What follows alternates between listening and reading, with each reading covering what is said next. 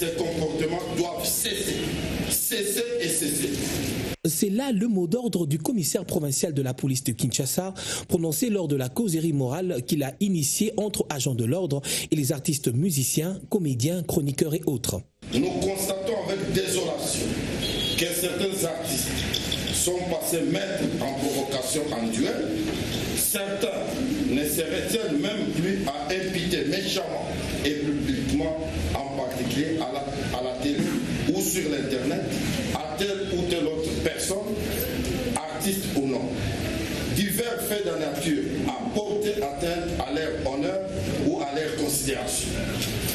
Un autre rappel à l'ordre est celui de l'accoutrement de certaines danseuses sur scène, vêtues ou dénudées, difficile d'y répondre.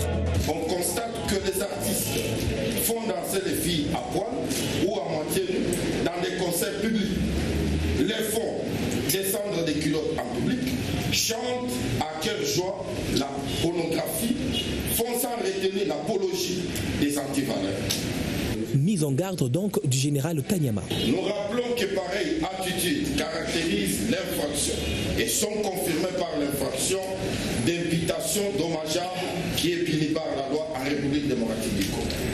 Et de leur côté, les convives n'ont pas manqué également d'appeler à la collaboration.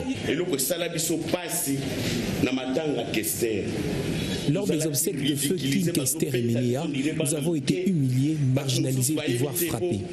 Parmi nous, il y a des personnes âgées qui vont peut-être nous quitter d'ici là. Allons-nous vivre les mêmes scènes?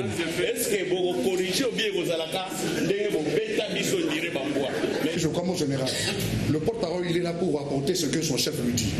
En tout cas, s'il faut arrêter le porte-parole, il faut aussi prendre son chef. Des danses obscènes,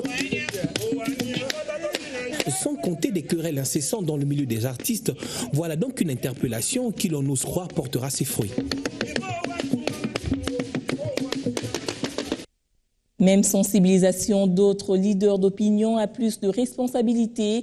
Le président du Conseil supérieur de l'audiovisuel et de la communication se lance dans la lutte contre les informations erronées dans les médias.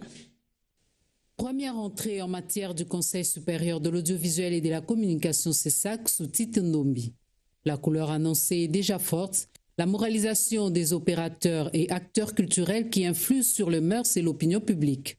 Il est donc décidé d'organiser des journées pédagogiques avec les chroniqueurs de musique, les animateurs des émissions sportives, les annonceurs, les agences publicitaires, les délégués des orchestres et comédiens, structures étatiques et privées, responsables des médias et autres directeurs de programmes des chaînes de radio et télévision. C'est dire que la 25e session extraordinaire de l'Assemblée plénière du CESAC voudrait être de la réactivation de la régulation. Nous avons observé une récurrente habitude de diffuser la publicité des boissons alcoolisées en dehors des heures indues et en dehors des normes fixées par la réglementation. Nous avons également comme attribution de protéger les enfants et la diffusion des boissons alcoolisées en dehors des heures fixées par les dispositions réglementaires ne protège nullement les enfants. Autre option est celle de l'assouplissement de modes de collaboration avec les partenaires. Les avis de conformité concernant la création des entreprises de presse sont gratuits, sauf les avis de conformité relatifs à la publicité, conformément au règlement intérieur du CESAC. Ces avis de conformité concernant la publicité seront délivrés moyennant paiement des frais administratifs. Notons que c'est la première assemblée plénière présidée par le nouveau président du CESAC, Tite Ndombi.